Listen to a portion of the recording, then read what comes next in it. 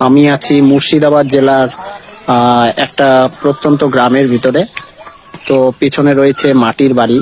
তো মাটির বাড়ি আমি এর আগে বিহারে দেখেছিলাম, তো যাই হোক এখানেও যখন দেখলাম তো একটা ভাবলাম ভিডিও করে নিই। তো পেছনে আমি এখনই দেখাচ্ছি আপনাদেরকে মাটির বাড়িটি।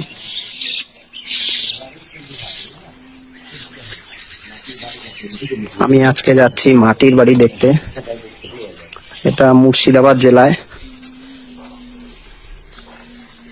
এই ভুট্টা গাছগুলি শুধুমাত্র ছাগল গরুর খাবারের জন্যই এখানে তৈরি হয়, ভুট্টার চাষ সেরকম হয় না।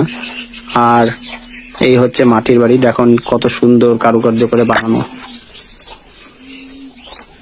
এই যে মাটির সিঁড়ি, এখানে একটা পিলারের মতন করা হয়েছে, বড় পিলার।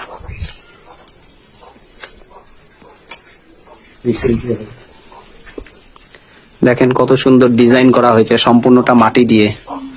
এর উপরে আবার সুইচ বোর্ড লাগানো হয়েছে।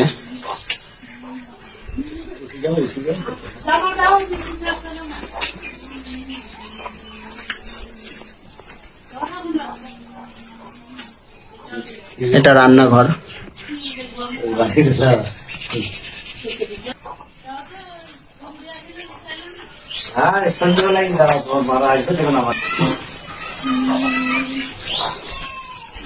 ওই পাত্রে যাতে ইঁদুরে গম না কেটে দেয়, ওই জন্য ওই পাত্রে গম রাখা হয়, ধান রাখা হয়। খুব সুন্দর লাগলো।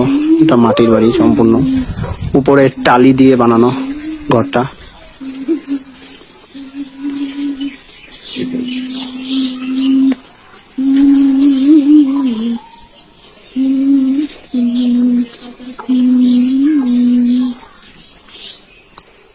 মাটি দিয়ে তৈরি তুলসী তলা কত সুন্দর করে বানানো হয়েছে।